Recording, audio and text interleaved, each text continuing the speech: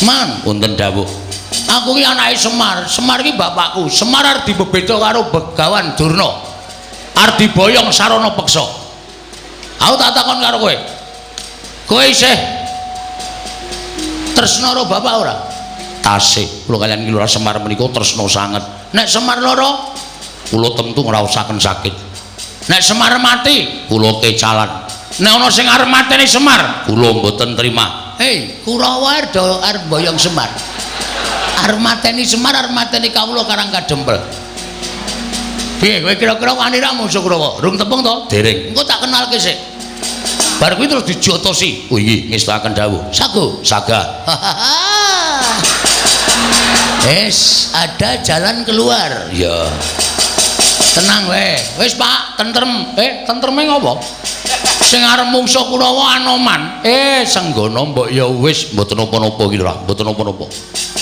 Kula menika menawi kedah males kesaenanipun kula Semar menika nyawa kula aturaken dereng saged sak traju lan sak bobot. Bila menawi wonten tiyang ingkang badhe damel geger Karang Kadempel kula ingkang sagah betengi. Ora sah ben Bagong wae nggo pengajaran. Wis ana sing sago kok ora sah. Pak pendem tenan wae. Senani meneh aku. Wah, anggere loro ora tak suntikke kok yakin nengke wae nganti batang gong. Karo wong tuwa kok kaya ngono wae. Mengkel aku. Wis ana jalan keluar kok ora sah. Semari kita sumbang. Matur nuwun ora sah. Terus engko ora urung ngundang aku gong golekno silian. Nah. Mumet aku ki. Iya. Wes kendramu mangan. Nyuwun dipalilaipun Semar Kakang Semar Badranaya. Aku minangka wakiling Semar Badranaya. Gandak blagunduk suaru gembal. Sumarante hawela. Oh, ilahi gawe Gramastu Rama Sidhem. Awi Gramastu sirat mriwang jagat karana Sirandanda kawisisaning bisana. Sanga sinawung nang kula wis temasih tandem lampahing Buddha. Jinantur tutur katela tulat-tulat melap deng paradya. Winarsa ngapa pramniskara karo negya tumyung jaman purwa. Winarti tameng lalukta mangka tekap wasananing gumita. Tan rengging pralambang matumpa-tumpa. Marma panggung sang Murwengkata sebebyar dumadining wayang purwa. Dolakaning kondone narik runtuting basa. Dongeng kuna ngemu surasa yen narasaya karaos. Mula jare rohang rasa wani, rohing diri, rasa rumangsa ngrumangsani, lir jalma ngilukaca. Jareme wis renakut cak ing carita becik wis gemelar jroning pagliran. Yaiku sejati namriksani pagelaran ringgit purwa. Surya Candra Darmyang Kartika pinurba kudrating kawasa. Sarira trihangi tri bawana perwa tekeng dusina gilir kemanti. Teman dadi petanganing dina sasi warsi windu kang sarta abad. Betukulan tangkar temangkar kaya sirambun kaya Jawa pating kerembyak. Dadya padhanging kutu-kutu alang atoga buron wana myang Brantaya dadya branakan tanpa wicalan. Padhang trawangan nari sang Hyang Rawi ingkang arsa merbawani jagat. Mungguing jagat wetan dumungup-mungup, mungguing hangrane bukir abang merengangah, lamun kaeksi yayahan dilato bumi, saya dangu, sumunu sang Hyang Arka. Katon seblak kanan giring abang ismu jenar, kaperbawas nari sang Hyang Basanta. Kanem tur katon ijo, royo-royo hamangku gunung, ingkang biru moyo-moyo. Pucuking gunung kene melan gendanu kasiring prabancana, lenggut nganti kaya gunung Makutha Mega. Tanpa tas dangus laing kawula dasi. Den rarsa ngupaya buga garap Tegal Sawahi. Anglur seluruh tanah pedhuti sinambi sesendonan, sesindenan, mikul garulukune, hanggiring raja kayane, samaneh ana pirembagan Samara Wangi. Sang Hyang Arka saya dangu saya inggil. Katon senari jagat wis katon melok dening kiblat papat lur kidul wetan kulon. Sunare jagat kang samrebut biyata, rebut teja, rebut kekuwung, parandene datan ana ing kemadani, kekuwunging padukuhaning Karang Kadempel, ya ing kelambe sireng.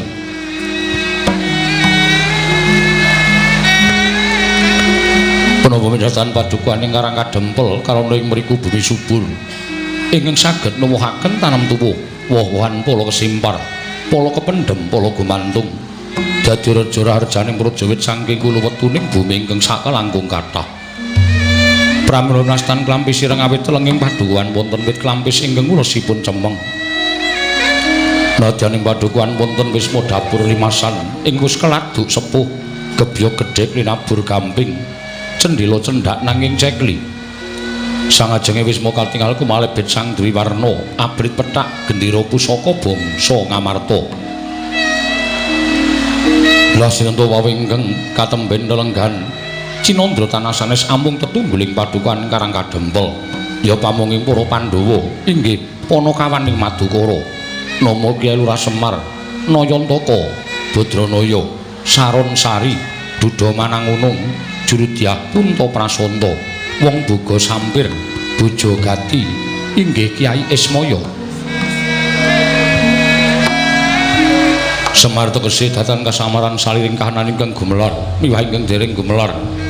Nayantaka, Naya Ulat Antaka tegese pati. Yen menuju peteng atine ulate Lurah Semar Yayah Wulandadari. Badranaya Badra Rembulan, Naya Ulat Saron Sari. Sak paripolahe tansah nengsemake ora saru malah sari. Duda Manangunung wujude kene Nayantaka sarwa ngewuhake. Yen diarani lanang mongko kopek, yen wadon kok rerawisan. Jurudyah Punta Prasanta tegese pamunging satring ingkang anggaya kautaman.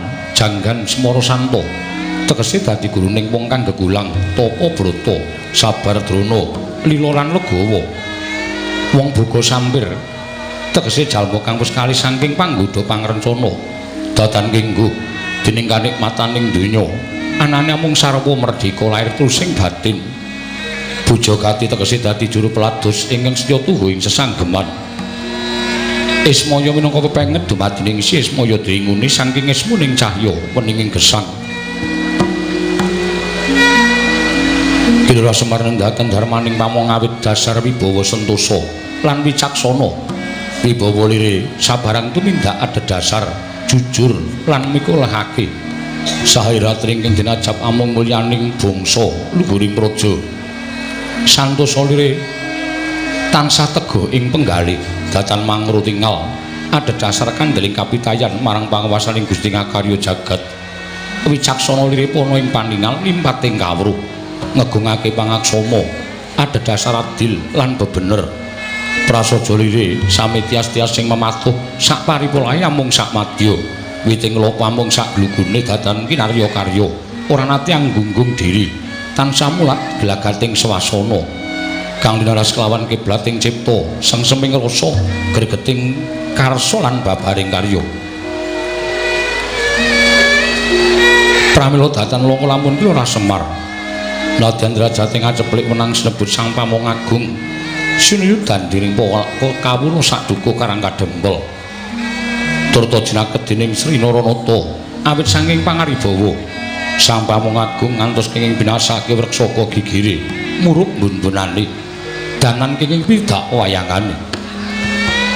Nalika Semana lenggan madyaning Bali Wisma kedadak rawipun saturing pinggon Raden Gatotkaca dadi gurawan kalih Ki Lurah Nayantaka sigra amurwani pangandikan ing dereng kababaring lisan.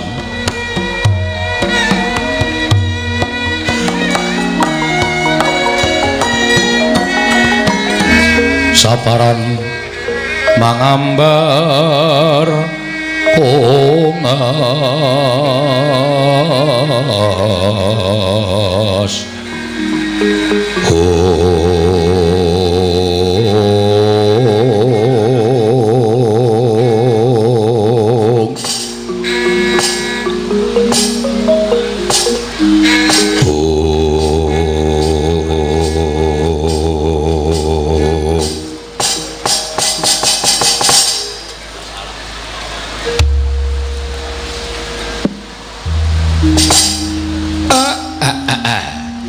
Blegegek kugek sadulita mel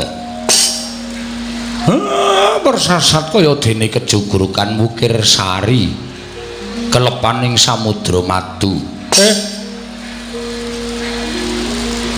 namung sak sudung kula kemawon lha kok kerawuhan mriyagung mboten mangling menika lancur Pandhawa putring Jodipati Ndara Gatotkaca Gus katuran karaharjan rawuhipun Ndara Siwa Semar tansah pinaringaning kawidadan niring sami kula prapaku ning Karang Kadempel aku ngaturake pudya pangastawaku katur ngersaning Siwa Nayantaka nggih kula tampi ndadosaken bombong raos sing manahipun ing ngabdipun Semar Ndara dipun sekecakaken anggenipun lenggah jer kawontenanipun padusunan benten kalian menawi lenggah wonten ing negari Ndara kaya ora dadi ngopo Siwa Nayantaka matur sembah nuwun Nala Gareng Petruk Bagong kowe ngaturna bekti kelawan bendaramu ingkang katemben rawuh tole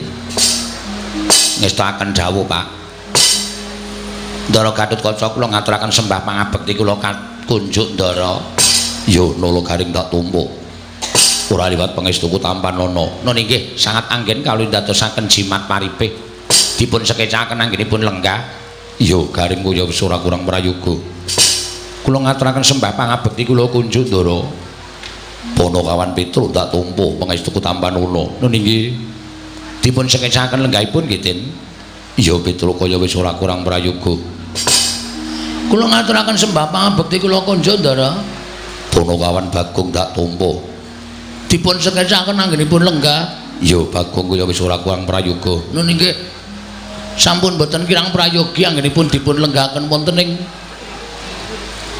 dalemipun bapak mriki iya Bagong kaya wis ora kurang penak janur gunung kadingaren teka ndika Ndara rawuh wonten ing Karang Kadempel menapa dipun utus sepunden Pandhawa upami Semar menika nandhang kalepatan dosa menapa ing badhe kula sandhang kula mboten badhe selak nanging menawi badhe nampi bebingah lajeng lelabetan menapa ingkang sampun kula lampahi Gus monggo kula aturi paring pangandikan ingkang abdipun Semar nedya nganglungaken jangga nelingaken Karna Ndara Siwa Semar panjen kepara nyata sowanku ngersaning Siwa Nayantaka dudu pribadining Gatotkaca nanging dapur diutus dening para punden Pandhawa wigatosipun nanjihake lawan Siwa Nayantaka usana sak candra Siwa Semar ora caket lawan negara Ngamarta lan ora katon sowan ning negara Ngamarta apa panjen Siwa Nayantaka merengkang kelawan pranatan Praja Ngamarta apa panjen Siwa Semar darbe panjaluk apa panjen Siwa Nayantaka duwe gegayuhan kabeh mau dingendikake dening Kanjeng Prabu Darmakusuma lan Gatotkaca didhawuhi supaya ngaturake lawan Siwa Semar upama salah sewiji mau pancen ana ing ginebeng ana ing penggaling Siwa Nayantaka muring kalontak aturi paring dawuh mengko ing bakal matur ngersaning Kanjeng Prabu Darmakusuma Siwa Semar Siwa Badranaya Handra ingkang muswita rum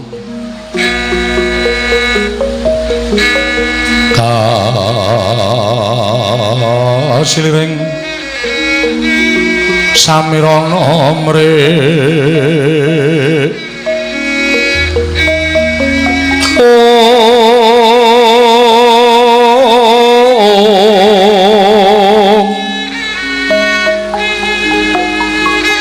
sekar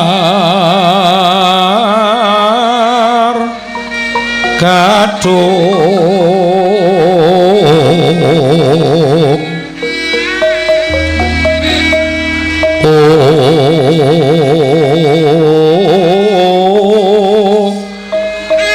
ngas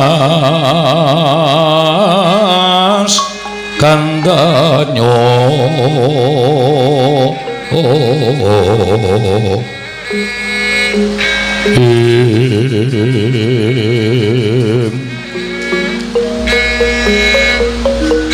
raras renaning driya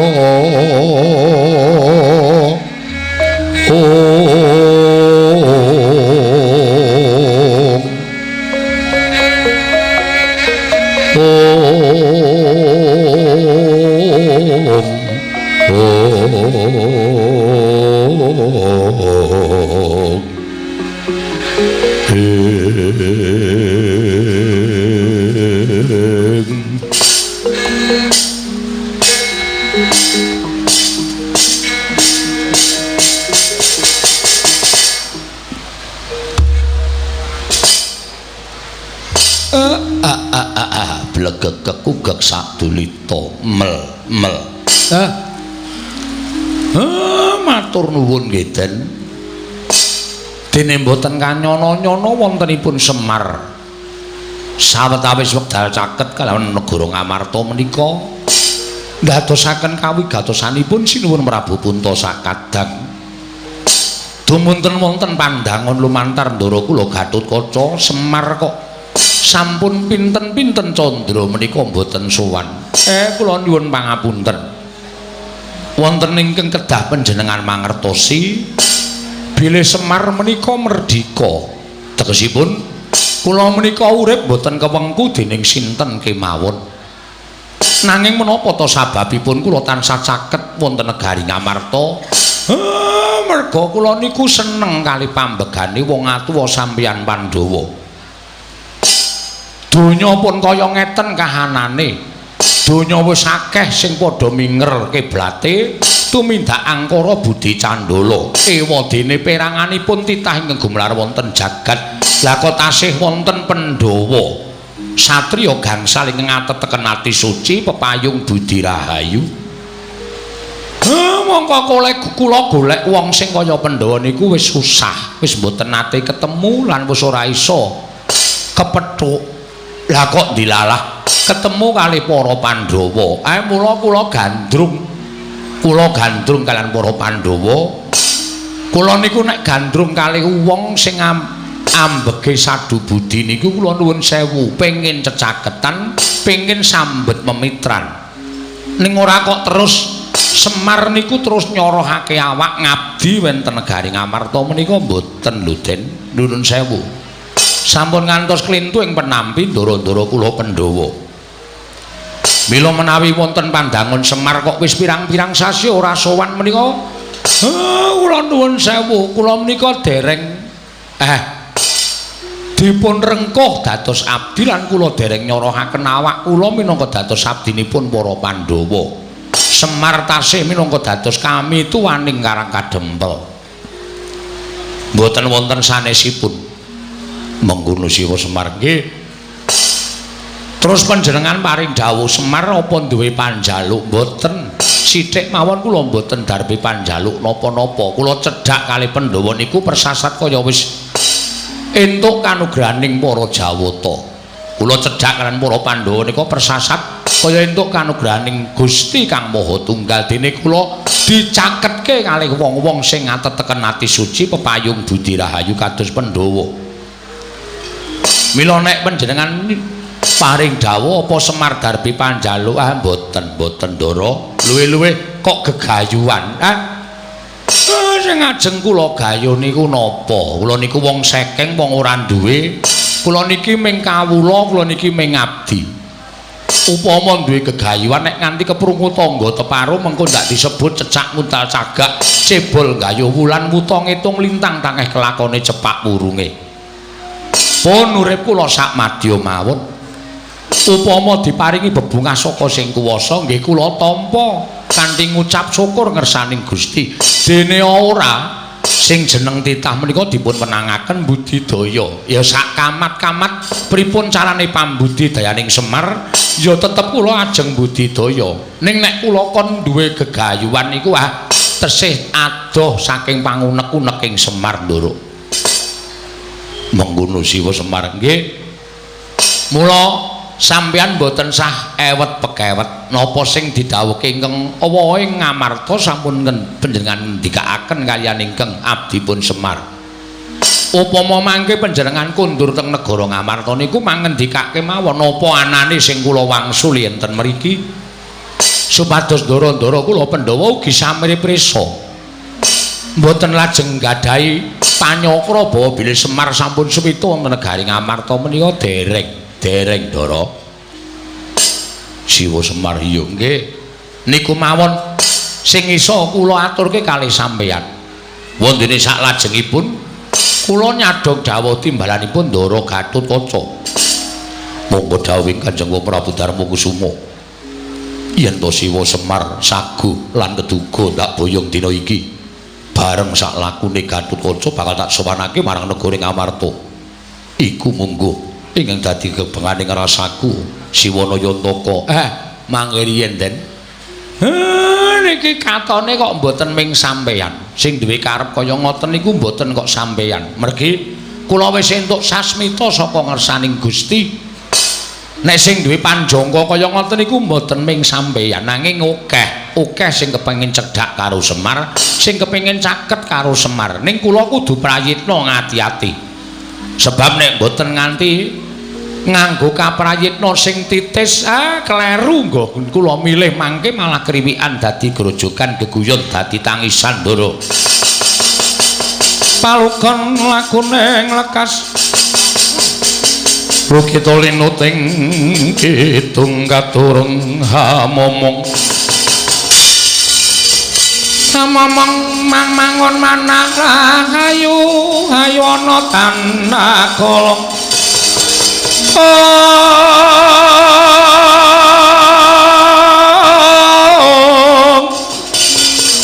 ayu ana tanah kolong akolong mamatu koro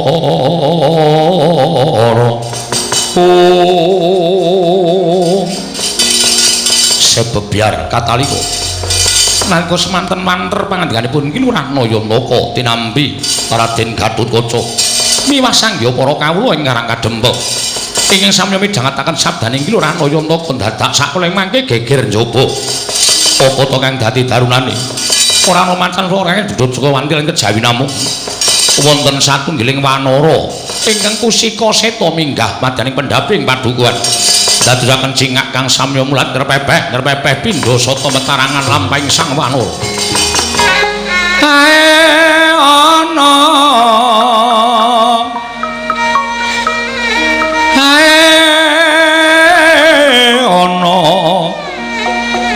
bale lumut kambreng kanggeng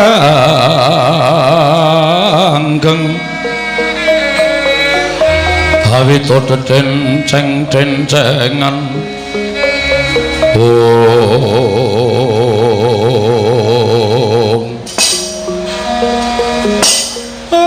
tak kira bakul kapuk munggah ning pendopo iki kok ana kethek putih mongko capet-capet aku kelingan aku mbiyen tau tate duwe sumitra wujuding kethek putih ning apa bener kowe wong wis pirang-pirang abad kepungkur nggonku srawung karo munyuk sing wulune sarwa putih memplak apa bener kowe sumitraku mbiyen nyun mangapunten Kyai kenging menapa paduka supe dhateng kula aku ki takon wangsulana dhisik apa kowe bener tau tate srawung karo aku mataun-taun srawungipun kaliyan Kyai Semar nek ngono apa kowe iki anoman mboten lepat kula ing abdipun anoman Kyai lah dalah lah kowe iki kok dinayi umur dawa inggih pangestunipun mekaten selama iki ket sore wis apik lho Pak konjur wong tuwa iki kleru entuk wae sak suwene iki kowe urip nendi kula tasih wonten ing tlatah Gindi kula tasih nderekaken sinuwun Prabu Rama Wijaya. Kowe sinuwun Rama ya isih sugeng. Pangestunipun tasih Kyai. Anoman pirang puluh taun ora ketemu karo aku, dangu sanget mboten pinanggih. Ki Lurah ugi nak manggiya kawidadan. Slamet. Wis kaya ngene iki ora owah-owah kawit biyen tekan saiki ora ana bedane. Nala gareng Anoman ki lho. Wah. Anoman wis slamet, Man.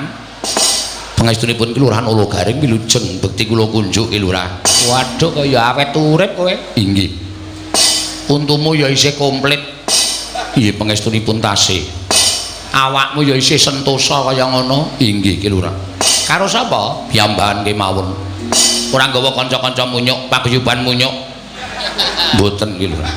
Sampun sami pejah sedaya. Wah, wis do mati kabeh? Sampun. Kantun kula kalian Paman Sugriwa. Waduh. Pirang-pirang ewu munyuk semono akeh iki do mati. Nggih, mestrinipun sampun sami pejah. Wah, ya wis ya. Nderek bila sungkawa wae ya Man ya. Inggih. Matur sembah sewu nuwun tanpa pepindhan. Slamet Man. Ki Lurah Petruk menika. Wilujeng Ki Lurah bekti kula kunjuk. Ya tak tampa pangestuku tampan ana. Nuli sangat anggen kula ndadosaken jimat. Wah, makplong barang karo kowe isih urip. Tak kira wis mingkari jeneng. Pangestunipun kula tasih pinaringan yuswa panjang Ki Lurah Petruk. Syukur. Prayogakno ya, Man. Iya, sampun boten kirang prayogi. Slamet, Nyok. Nyok, wonten dawuh. Slamet wae. Pangestunipun wilujeng. Mbok sing sopan, Kong. Arep munyuk ning iki senopati. Iki satriya ora nyanyuk. Satriya ning wujude apa takono? Ayo wujude munyuk. Munyuk ya dundang nyuk ya rasa selak. Wong ki apa anane? Dundang nyuk ora gelem rasa dadi munyuk. Gugat karo sing kuwasa. Mboten Ki Lurah kula terima. Nah, ngono dadi kowe iki nglakoni uripmu ki apa anane tak undang nyuk ya kowe manut tak undang nyet ya ora masalah. Inggih. Ha iya. Slamet. Pangestunipun Ki Lurah Bagong wilujeng bekti kula kunjuk tak tampa ta ora nggo kanca rombongan mboten namung piyambak mawon Ki Lurah Bagong wis do mati ya sampun munyuk sing raine wedhus wae kapimindo ayo mati pejah munyuk sing raine boyo kapisarobo menika ugi pejah munyuk sing buntute dawa banget kae cacing kanil menika ugi sampun mboten wonten. Waduh, sareane nanti aku arep ngirim sedaya mboten pejah tanpa tilas. Wah, wis cilaka tenan. Mengkari kowe. Inggih, mekaten Ki Lurah. Ayo wis toto-toto mati. Lho. Kondur kon toto-toto mati ora. Kula menika tasih panjang umuripun. Heeh. Sugriwa isih tasih. Wah, jan kae gleleng dhewe kae ketuane munyuk. Inggih. Wis gek matur karo bapak wigatene apa? Anoman ana apa? Lah kok dadi kowe sowan mongko tanpa taliwara. Ki Lurah. Wale-wale menapa? Sowan kula menika mboten saking pikajengan kula piyambak, namung dapur dipun utus dening pepunden kula Sang Prabu Sri Rama Wijaya. Dene wigatosipun sapengker panjenengan nilar negaring Pancawati, penggalipun Sriun Prabu Rama Wijaya. Katingal mboten gadhahi karkat katingal pepes bayu kang tapis pasuryanipun pendak-pendak tansah katingal rengu sareng kula wantunaken munjuk atur ngersanipun Sang Nata Prabu Rama Wijaya menapa ta sababipun dening gadhahi sloga ingkang kados mekaten tumuli Sang Marting jagat paring dawuh bilih sapengker panjenengan persasat sampun mboten gadhahi kekiyatan negari Pancawati ketingal sampun kadikun catan yoni tumuli ingkang abdi nyagahaken diri pribadi kula angupaya wonten pundi lenggahipun Ki Lurah Semar sampun dangu anggen kula kekalangan Malaya ngideri jagat upaya wonten pundi dunungipun Kyai Semar parandiri mboten dipun saged kula sumerapi lenggahipun Ki Lurah Semar Badranaya nanging sareng kathah-kathah anggen kula nyuwun priksa dhateng sangya para kawula tumunten wonten kathahing para kawula ingkang sami nyebataken bilih Ki Lurah Semar lenggah wonten ing Karang Kadempel. Ki Lurah Semar Kula triwelas dhateng Ratu Gusti kula Sang Prabu Rama Wijaya. Mugi kepareng enggalih dinten sakmangke monggo kula dherekaken kundur wonten garing Pancawati. Angemongi kula warga ing Pancawati kados wingi uni Kyai Semar Badranaya. Ya tak tampa omonganmu tak tampa. Ning kosek aku durung bisa menehi wangsulan kelawan kowe. Merga rasaku isih giduh. Pikirku isih bingung, isih kodeng. Merga kahanan iki lah kok dadi kaya ngene, akeh-akeh sing padha kepengin ngayunake kelawan Semar Badranaya. Ya, Anoman, ning kowe bali ora bakal bali nglenthung tegese tanpa atur saka aku. Mekaten ki Lurah. Mengko bakal ana aturku ingkang bakal kunjuk Sri Rama Wijaya supaya lega penggalihe. Aja nganti kowe mengko dinukanan dening Sang Nata ing Pancawati Senggana. Kocap kacarita nalika semanten dereng purna sami balacana kasarupraptaning utusan saking negaring Astina nenggih Sang Tapa Begawan Durna ingkang wantun minggah wonten ing pendhapi Karang Kadempel kagiat kang samya mulat Anoman malumpat sampun prapteng witing Nagasari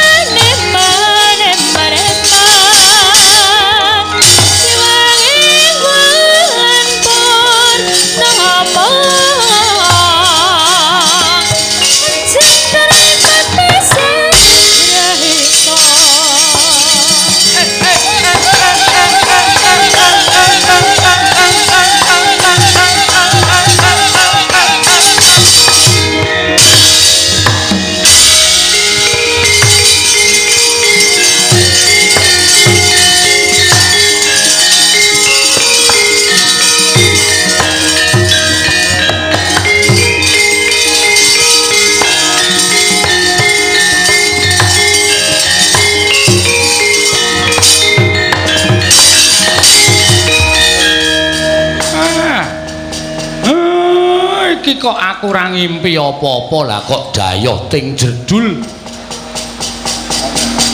lagi wae Anoman durung rampung nggonku nampa ature Senggana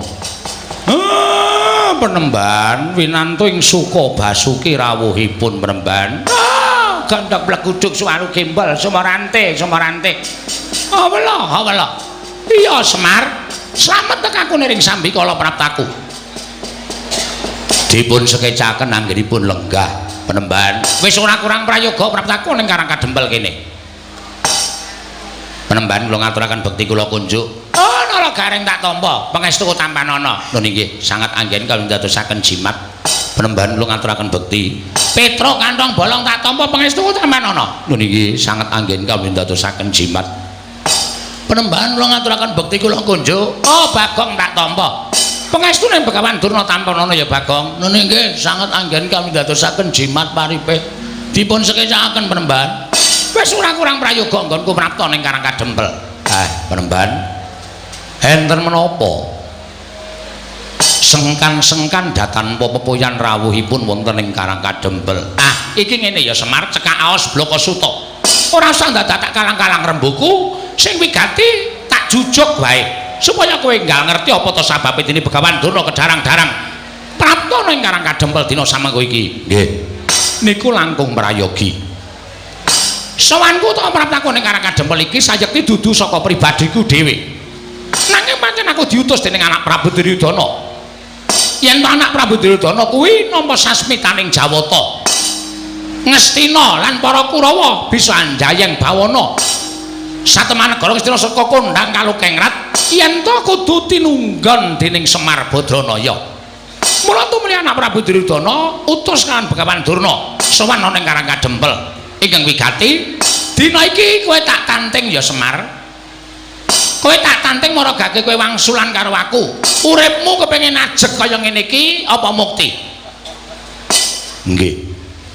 Lah pripun to? Nek kula urip kepengin ajeg kaya ngeten iki pripun? Nek kepengin mukti pripun? Nek kowe kepengin ajeg kaya ngene iki uripmu sekeng ora duwe mlarat apa-apa sarwarkasa, ya wis ngono kuwi wae uripmu rasa do wae. Nek yen kowe kepengin sugih, kowe kepengin duwe dadakan dina iki ayo, kowe melu aku tak boyong menyang negara Ngastina. Kowe tak boyong menyang negara Ngastina, kowe ngomong marang para Sata Kurawa, kowe manggon ning negara Ngastina sak lawase uripmu. Kowe ora usah nyambut gawe, kowe ora usah ketayalan menyang sawah, menyang Tegal. Kabeh apa sing tak butuhake bakal dicawisake dening anak Prabu Duryudana. Aja kok wujuding tangan, nadyan sandang sarta Prabeya kabeh bakal diwujudi dening anak Prabu Duryudana lan diparingi dening anak Prabu Ngastina. Lho apa ora kepenak? Iki salah sawijining cara nggo ngowahi karo uripmu lho Semar, nggo ngowahi karo uripmu. Ing atase kowe kuwi suwijining titah mongko kondang kalukengrat persasat jagat iki iso nyebut pusaka ingkang bisa kandha jimat ingkang bisa ngucap kuwi mung Semar Badranaya. Ning bareng padha tekan Karang Kadempel kabeh padha melengos, kabeh padha ngrasani karo kowe. Ing atase Semar ki wong kondang kalukengrat. Lah kok omahe kaya ngene iki?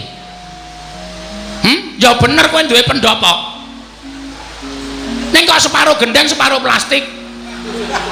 Apa wangun kaya ngono kuwi?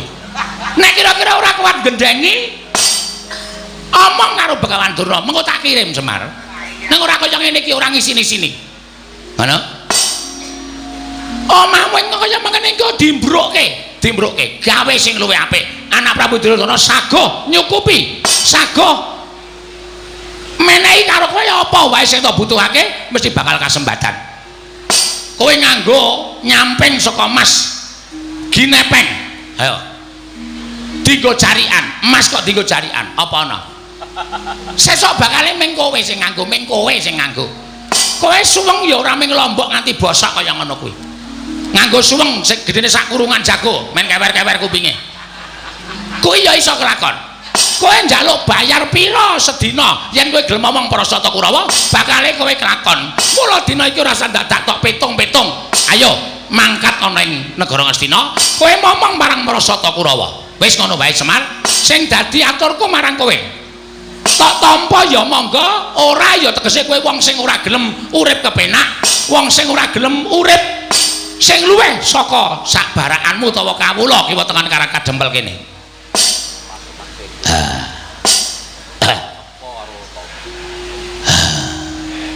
Ayo Mir mangkat ya Mir ya. Bagong kok mangkat piye to? Ketoke kaya menghanyutkan. Wis piye menjanjikan tenan lho, Tru. Tanpa neng sawah, tanpa neng Tegal dibayar. Wis duwe derajat, duwe pangkat. Ya mangkat yo. Kosek. Aja kesusu. Iki perlu dipetung ora kok banjur terus grusah-grusuh kuwi ora apik kedadeane. Harus tak pikir apa meneh. Wong kowe iki ya urip rekoso tenan ning kene. Melu Kurawa malah merdeka wis. Kowe nang omah meng kari ungkang-ungkang tenguk lenggan dengkul apa to? Ora ngerti kata-katane. Sila tumpang kendangan dengkul. Apa muni? Ya muni wae. Plak-plek. Aku nek plak-plek iki ora kendangan dengkul. Kendangan apa? Sila tumpang kendangan dengkul. Ngkari kepenak ora usah mikir wis yo menyang yo. Kosek togong ora kesusu. Bapak iki arep kaya ngene iki sarwa petungan. Nek aku gelem mongko aku momong marang wong kang ambek angkara Budi Candala. Kuwi mengko aku bakal kelepetan dosa. Mergo sak apik-apike wong kuwi nek campur wong dosa bakal kelepetan dosa. Sak ala-alaning wong ki yen campur wong apik mesti ketularan becike. Kuwi tumrap aku ngono. Lah nek aku ngomong Kurawa iki mengko apa ora aku kebak dosa. Oh ngene Semar, kowe engko yen wis tekan negara Ngastina, engko para Sata Kurawa wis padha sarujuk bakal insap. Bakal padha eling. Ora bakal padha tumindakan karo Budi Candala. Waton kowe gelem tekan negara Ngastina. Wis padha janji karo aku. Kurawa 100 cacahe klebu anak Prabu Duryudana. Mengko yen pancen wis kelakon Semar gelem ngomong marang para Sata Kurawa, bakal padha eling Purwadasina, ora nerusake ngene tumindakan karo Budi Candala. Ngono kuwi ature marang Begawan Durna. Mbah iya, tenan apa ora? Kuwi mengko iso dibuktekke yen wis tekan negara Ngastina. Mula Kang Sangka kuwi Semar, ora usah dadak tida-tida rasamu. Ayo saiki ngene. Mingkari kowe gelem apa ora? Ning jaba wis tak cawisake titian. Ya kuwi kereta kencana. Nggo mboyong kowe coba pikiran. Ing atase kowe iki ming dajating batur ming Panakawan kok dipethuk nganggo kereta kencana iki nek ora kanugrahan ra ora to Semar. Ayo. Munggah nang kereta kencana ditarik kuda 8 direk para wadyabala. Ning kono kowe engko bakal disebut-sebut sewijining wong kang bakal dadi pengayomaning para Sata Kurawa. Kowe manut karo aku ya Semar. Iki aku teko ki minangka dadi utusaning dewa ing bakal ngowahi uripmu, ngowahi kahananmu sing saka kahanan sing kaya ngene iki dadi kahanan sing becik, dadi kahanan sing apik. Mulai ya bocah dina iki ora usah dadak tida-tida. Ning wanter sabdaning anak Prabu Duryudana, Bapa Penemban Durna, menawi Semar dipun iming-imingi utawi Semar badhe dipun paringi brana picis derajat pangkat tuen kelengganing kenginggil ewadene Semar mboten kenggo. Kula sumanggaken dhateng Jengantika Bapa Durna. Purba Wasesa kula borongaken dhateng Jengantika Bapa ing Saka 5. Nah, tegese aku wis menang murba kalawan kowe. Yen kowe ora gelem tak gawa marang negara Astina, Semar, apa kelakon? Aku nggunakake cara-cara sing kasar. Apa kelakon? Aku kudu nggunakake cara sing nalisir saka angger-angger kautaman. Yen perlu Karang Kadempel kene iki tak bumi angus supaya kowe gelem pindah ana negara Astina, Semar Batranaya.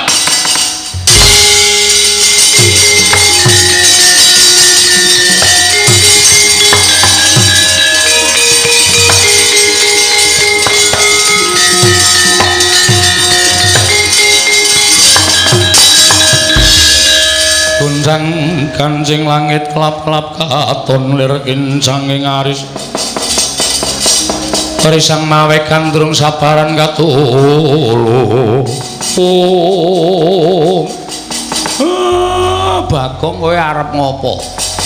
Kowe mau rak wis mathuk melu Begawan Durna. Kowe aja nesu, kowe melu Durna kono nek Semar ora arep tekan ngendi-endi. Sik, Pak.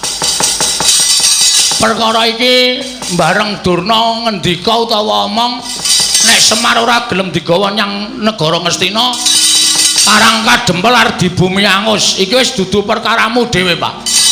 Ning iki ngembet keselametaning kawula sak Karang Kadempel.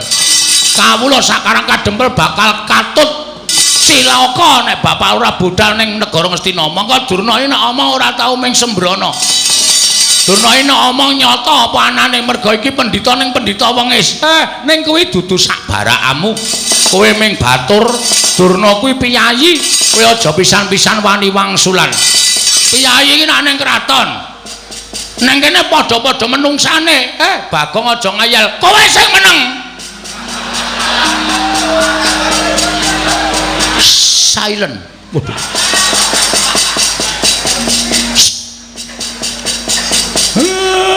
Aku ki bapakmu, aku ki anakmu. Lah iya manuta karo anak.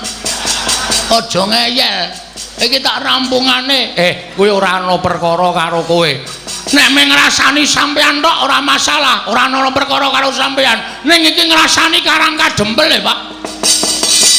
Saploke aku dilantik dadi linmas Karang Kadempel ki. Aku ora trima nek ana wong ngrasani rusaking Karang Kadempel. Sakarepmu nek kowe dikandhani ora nggugu sakarepmu.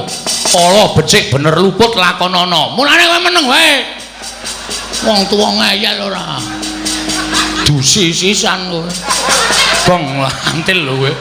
Wong ora apa-apa arep didusi ora. Penemban, lho iki Bagong. Lho ora basa. Tak basanono iki ra urung ming dadine padu. Mula ora ana wong padu kok basan-basanan iki ra ana.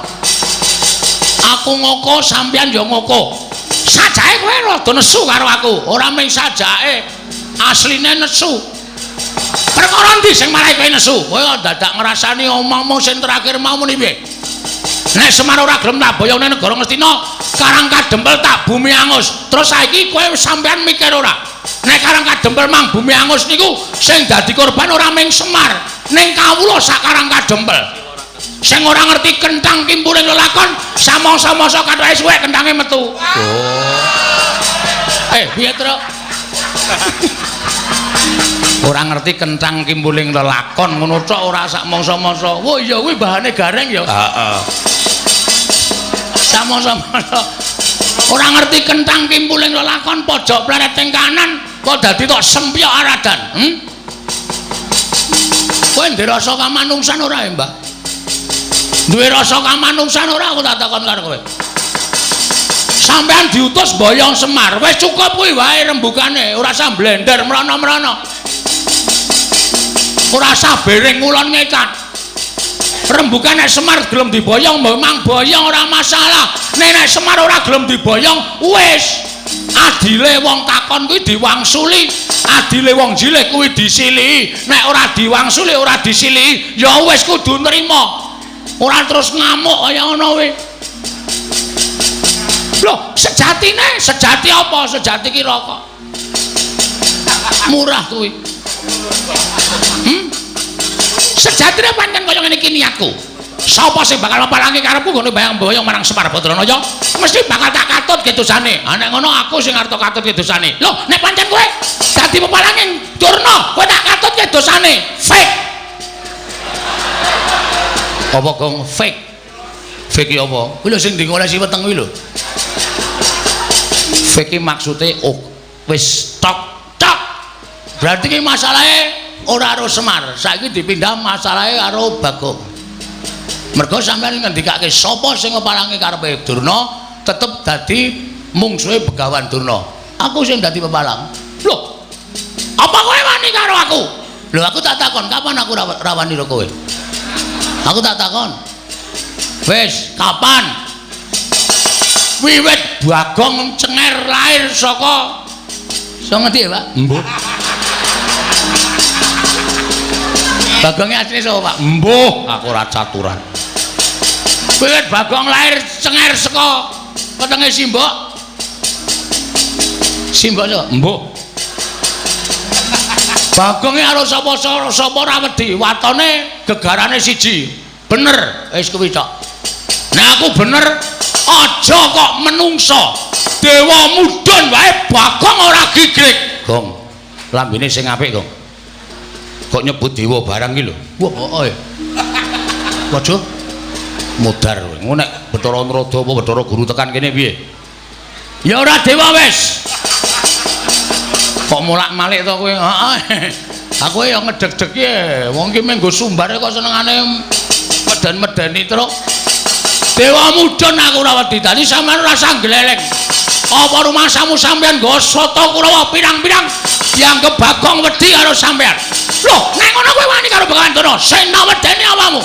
Ayo, nek pancen kowe wani karo Begawan Durna, nendi papane wong neter kanthi dayan. Aku manut, metu Jawa. Piye? Metu Jawa. Wis tenan yakin metu Jawa? Ora getun. Goa sawat teklek ndasmu lho. Sore-sore omongane ora. Njaba golek nggon sing jembar. Ayo, Bagong kalah karo Begawan Durna. Bumi langit tangkep.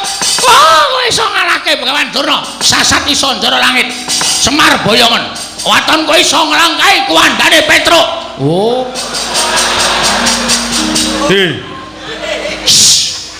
Ngapae? Aku ora melu. Meng disilih batange kok truk cengelmu kuwi. Nyilih kok batang ora. Meng sedhela gah. Nek arep sumbar ku awake dhewe. Waton iso nglangkai batange Bagong boyo Semar Badranaya. Oh, lakon mati tereng apa kowe?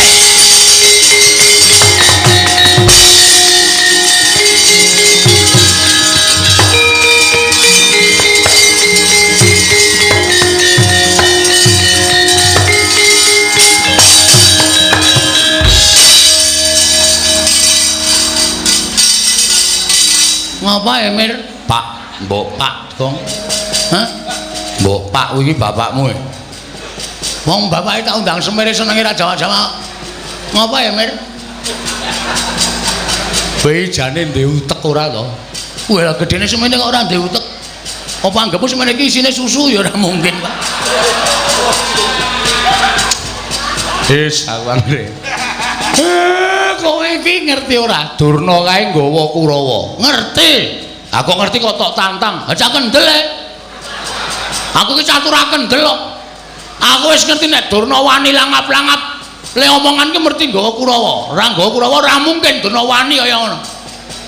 Lah nek Kurawa ngeroyok Karang Kadempel, lho, tandingi sing arep nandingi. Oh iya, Tru. Moh. Tru, moh. Biasane wae perang lho, Tru. Ora, wis ora arep perang, aku kesel. Gareng kae. Hah? Gareng.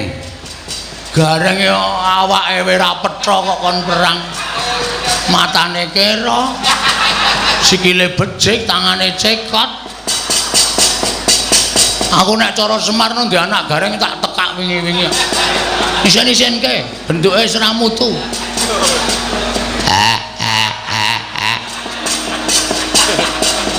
Rasa nangis. Aku arep bali wae, Pak.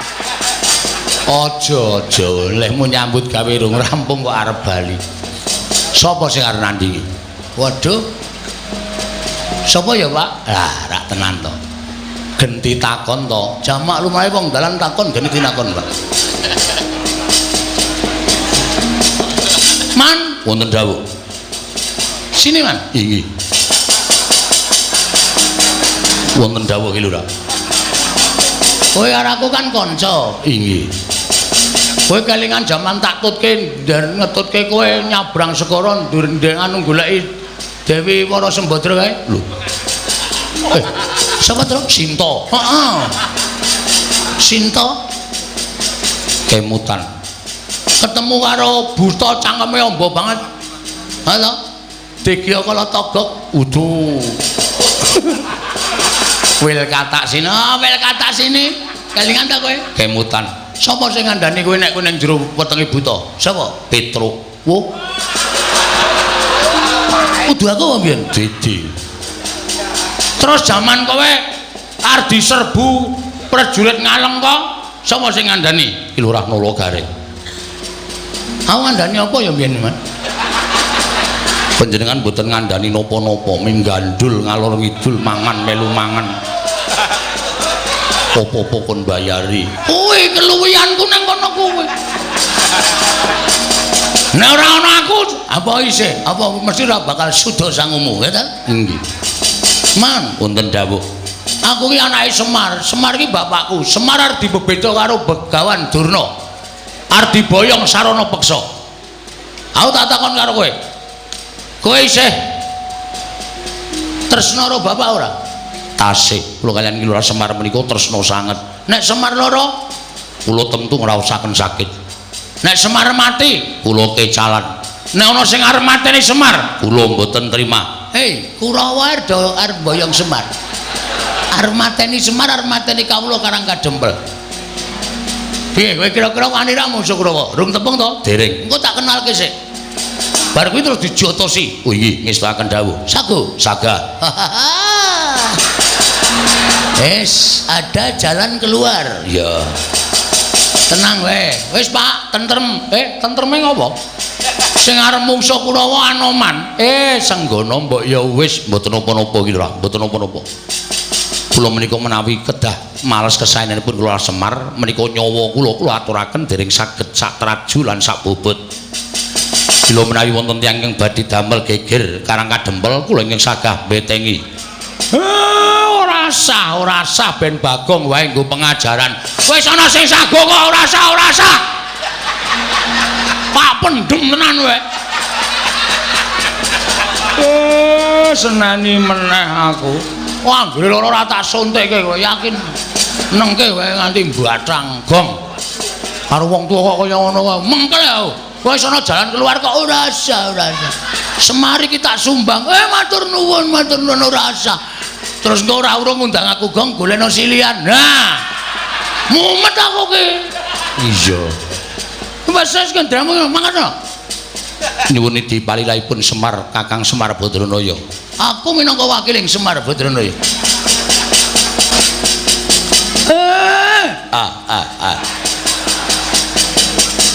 Anoman tak lilani Kurawa Patenana. Menika kados pundi iki Lurah? Muni awe meneh.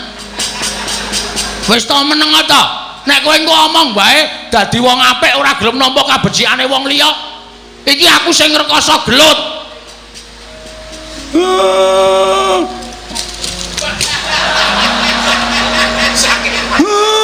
Mangkato Anoman lho niki wis paken dawuh.